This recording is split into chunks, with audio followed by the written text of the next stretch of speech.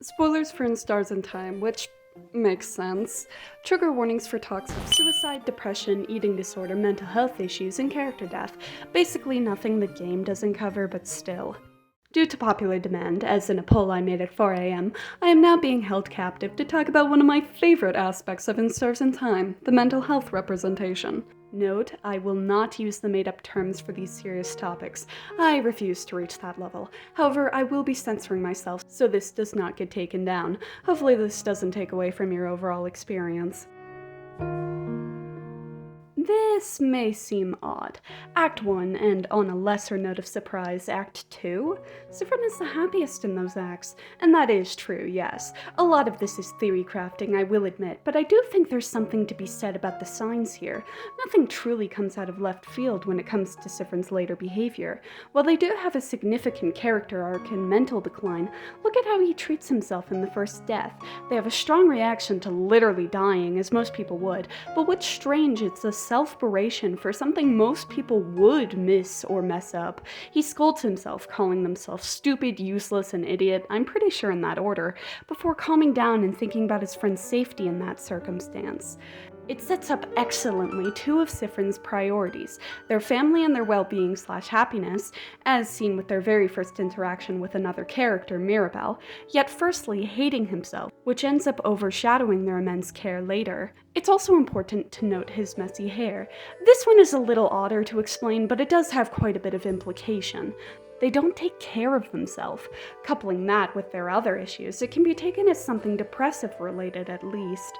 They had issues with their past before the game, or even before meeting any of the other characters happened.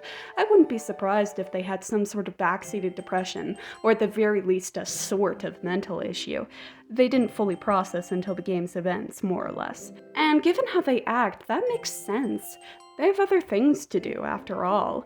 If they think crying is a waste of time, falling into what depression looks like in most other people, bed rotting, losing interest in things, not getting much done, or going outside, etc., would likely be similar for them. Not saying he's completely unempathetic to those people, no. More like he'd be unempathetic to himself if they were one of those people. Furthermore, in Act 2, you have the bits and pieces there. Again, they berate themselves. Something missing they'll feel stupid for not noticing sooner. The way they all would have failed immediately if it weren't for the loops. It may not be the main focus, but it's a tell that supports my earlier point. I guess to summarize, Siffrin's depression was well built up. Instead of it happening entirely because of the loops, it was worsened from it. It's believable, which is something most series ignore in favor of propping up their gritty aspects immediately to be able to point and say, "Look at how messed up this is! We're so edgy, haha." Oh my stars, imagine if isat did that. This act is one of my favorites gameplay-wise, but story-wise it's amazing as well. I will likely dedicate another video getting into the intricacies of why I like this act even. This is where things begin to be less genuine.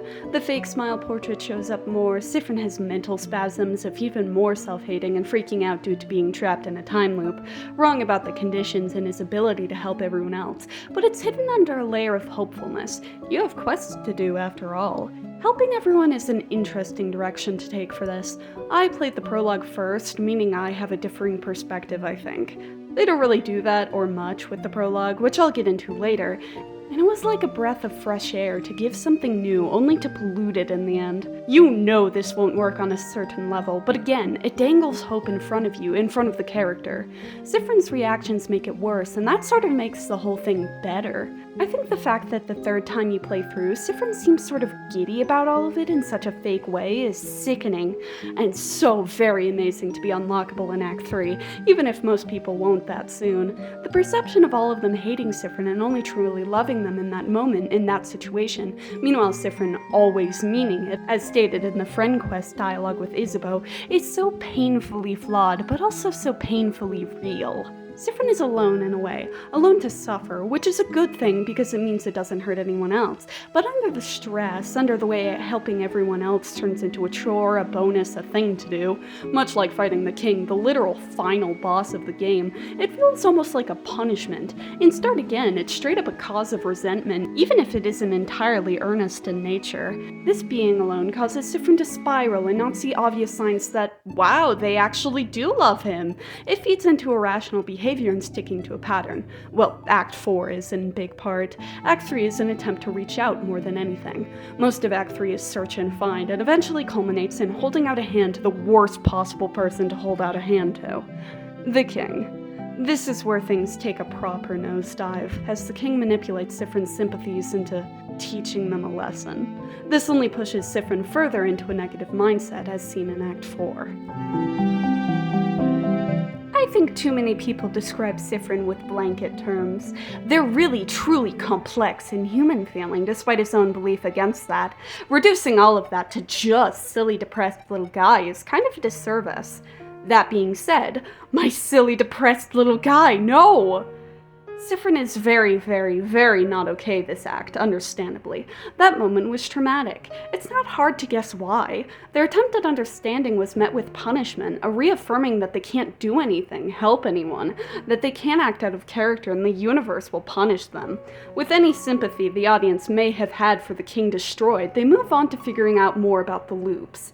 This results in a lot of jumping around the map. Using the tears might feel slow, and the game offers a solution for that: the dagger. This is the part where the suicidal ideation warning comes in, if that wasn't obvious. This moment is built up to dying to an enemy, being frozen in time, killing yourself. In the end, it all loops you back, so what's the issue with it? That's obvious. Even Loop says so, but even I caught myself justifying it at times. It's an insidious trap to fall into, and the way they use it is perfect due to feeling respectful but realistic all at once. I'd also like to analyze the scenes themselves eventually. Bully me into doing that, please. I also find it fascinating how Siffrin can tell Loop is probably speaking from experience. To add on to these things, it's very interesting how Siffrin mentions that they tend to eat a lot when they're upset. This is a sign of binge eating disorder, right? I'm not crazy? I do know that as someone who has had binge eating disorder before, Siffrin does seem like the type of person to fall into that sort of behavior to comfort themselves, filling the void with food, essentially. I haven't seen many people bring this up, and I thought it was very interesting, so I decided to do it myself, oh so gratefully. Each part of this act is interesting to me. It's still a large and important part of the story, but it also feels like we're only biding our time for something worse. And oh, do they deliver. Before we move on, I'd like to do a lightning round of the quests that interest me. Memory of Sadnesses. Siffrin lashing out at an enemy is a good setup for lashing out at themselves and eventually at their friends in Act 5. I like seeing them so perturbed so early on as well, to show their mental state. Memory of Ghosts. This scene did a great job at disconcerting me and many other people, as I've seen online. I think that it's very interesting to show Siffrin's depression like this. The blissful smile thing really reminds me of 3+ friend quest loops. Sus Quest. Probably one of my favorites. I love Odile so much, and seeing her piece together Siffrin's gig is interesting. I wonder if that was traumatizing to Siffrin at all, actually. Seeing them break down over not wanting to be helped is very, very relatable and well written. Memory of Touch. Made me full body shudder. It's terrible, and that's what makes it great. Siffrin's mentality that they're disgusting and forcing people to like them is well put here. I wonder what would have happened if Siffrin didn't misinterpret why Isat pushed him away. Probably something gay. Stupid Rotten Adults. Again, one of my favorites. Getting this in Act 4 was interesting, given, the dagger. While this does end very wholesomely, it's also very, very interesting to see Siffrin's sacrifice of their own life be brought to attention by a literal child. You're being destroyed, Siffrin. Memory of Change God. Motherfucker. Anyway, I think that this is really interesting to show that Siffrin does not have any external help. Even a god who's watching them isn't trying to help them and is merely just watching them for their own amusement, which is it's very scary, very interesting, what the fuck? Alright, I'm done, we may continue. Act 5 is a lot. The lowest point in the story. Siffrin's moment of the hero losing faith before picking themselves back up again with the power of friendship. Everything I mentioned before is pushed to 100 here. Siffrin was told there's no escape, that everything is hopeless, and comes up with a desperate theory in a rational state of mind. What's tragic is that theory has been proven in the games to be wrong.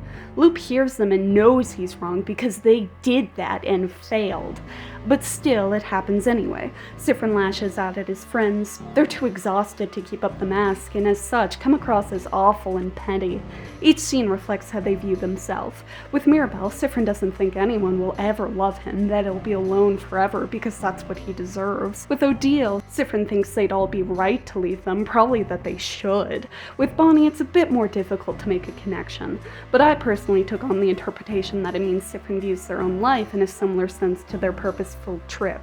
More symbolically, however. He'll put himself at risk to protect the rest of them no matter what, and as long as everyone else is fine, it's okay. With Isabeau, while it's very obviously directed at Issa himself, I think some of it applies to Siffrin themselves. They can change themselves, pretend to be something, pretend to be better, but he'll always be a coward who can't let go of the people they love. One thing that upsets me is that I've never seen anyone point these comparisons out. I did have to do some thinking on it myself, but it makes all these moments just as, if not more impactful than the friend quests. The friend quests themselves, after all, are parallels to Siffrin's character. Of course it's the same in Act 5.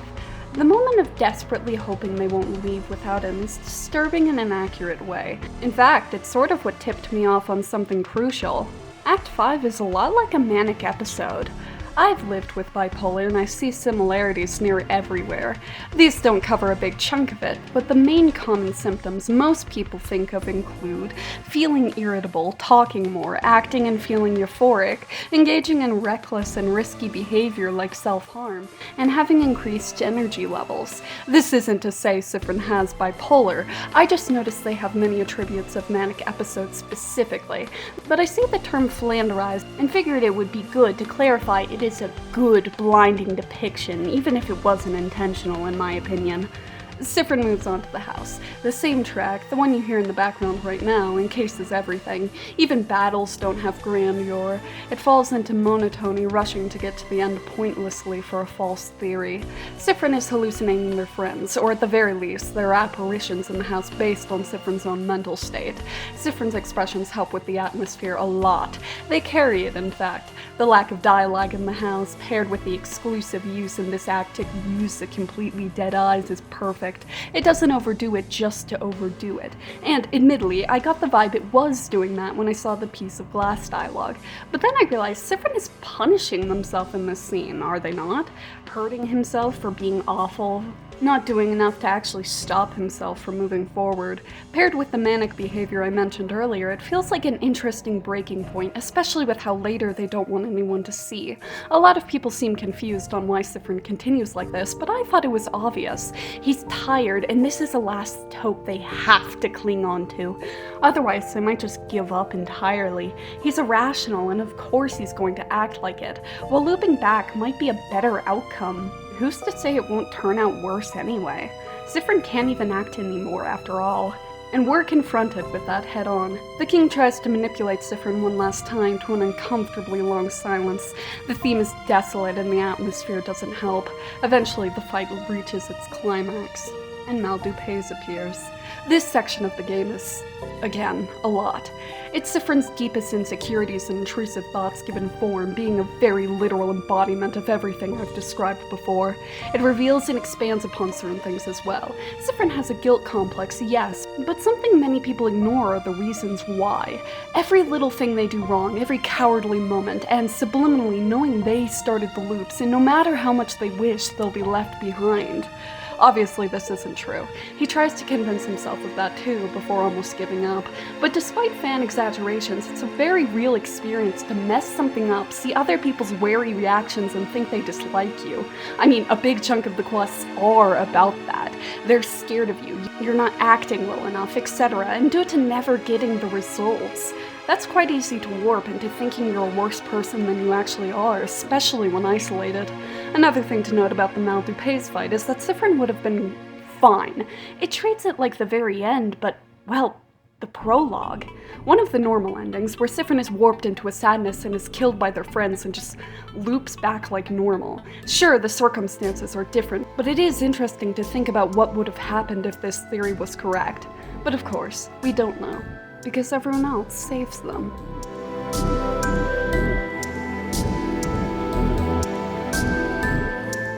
Suicidal characters rarely get happy endings from what I've seen. Even when it is happy, it's due to warping logistics or just bringing them or an alternate self back. It's irritating. You can represent unhappy endings, but so many pieces of media don't even try in favor of watering down the intensity of something so sickening. Siffrin does get a happy ending though. But not before the universe grants them power, causing them to reach the ultimatum of the game.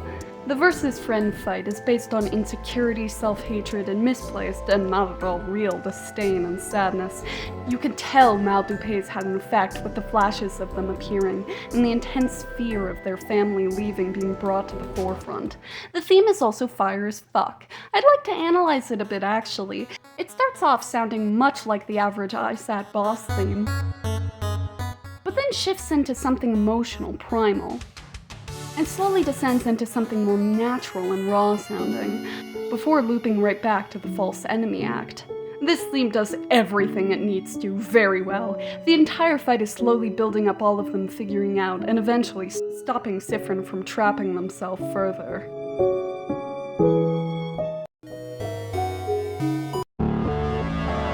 But all that remains is this destroyed domain! After the energy in Siffrin burns out, they go relatively back to normal. Tired, traumatized, and not exactly the same, yes, but relieved, happy to not be alone anymore. He's free. They're not stuck in isolation. They know who started the loops, and nobody blames him for it. It's his perfect ending. Going back to Dormont, they go to say thank you to Loop, but they're gone. They leave a coin, a tradition they remember from their country, and go back, looking forward to a future with his friends by his side.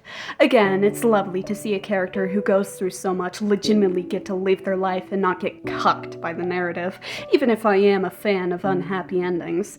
Another fascinating thing is that the game leaves up to interpretation what they all do after. It's their conclusion and our ending. Their story is still going, an antithesis to what Siffrin thought before.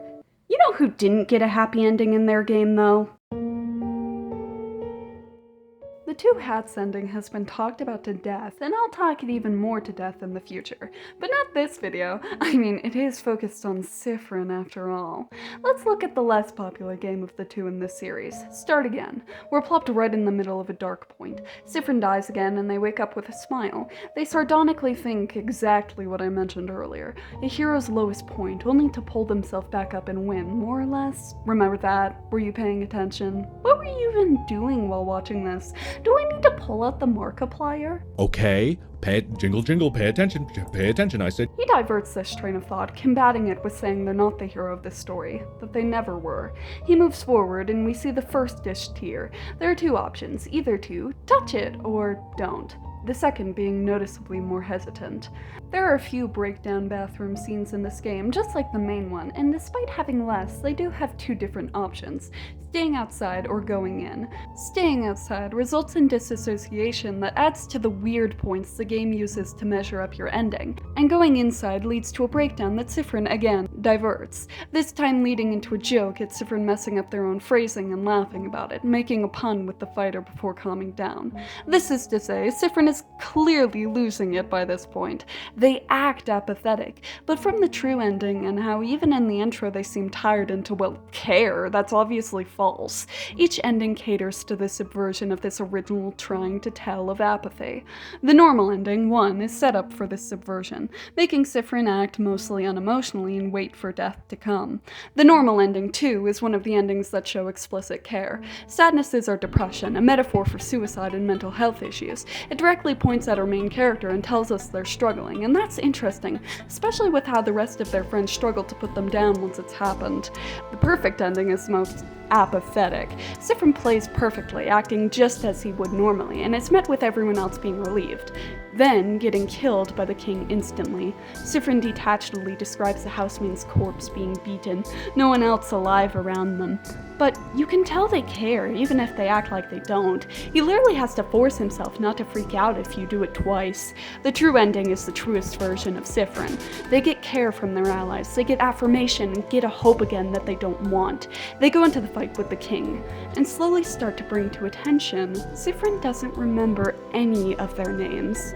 This is less explored in isat, but it still exists, distancing themselves so far he can't even remember something simple, and they hate themselves for it. If you die a couple of times to the king, you get Siffrin breaking down internally, wanting to not be alone in their suffering, wanting the whole world to suffer to understand. But that's not entirely true. That's him lashing out, very similarly to Act 5 Siffrin. Eventually, the king fight culminates into Siffrin begging in their mind just to be allowed a moment of rest again, to not be allowed to fight, to hope, to live. But then, Isabeau blocks the attack. Siffrin starts remembering, and Siffrin beats the king, finally. They all celebrate, but then, as soon as the rest of them start talking about returning home, Siffrin loops back, and the game ends. Loop takes this apathetic demeanor and boosts it up a million, diverting questions, saying nothing about themselves, taking on a quirky, evasive attitude, ignoring every single thing that makes them Siffrin-like in favor of acting like they're fine. Loop is a lot like a mask, a walking metaphor if you ask me, and they don't want that to happen to Siffrin, so they help them when nobody else can until everybody else eventually can. Loop was destined to lose, and that's how it often feels when you're depressed, like no matter the progress, it will always loop you right back. But on the other hand, Siffrin is a show that if you keep fighting, that if you have a support system, that if you finally learn to open up, none of that is actually true. And that's what makes this series truly special to me. Alright, thank you for listening to my autism. Goodbye.